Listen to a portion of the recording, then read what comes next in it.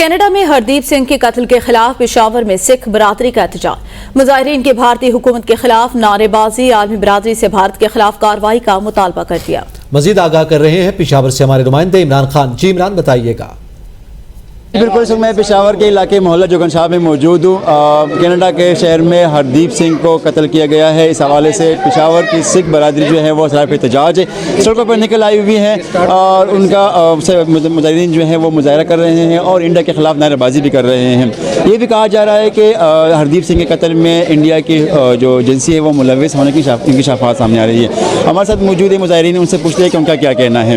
واحگuru جی کا خالصہ واحگuru جی کی فتح۔ ہردیپ سنگھ کو جو کینیڈا میں ہر واقعہ پیش آیا، ان کو بڑی بے دردی سے مارا گیا، آخر کار سکھ کہاں محفوظ ہیں؟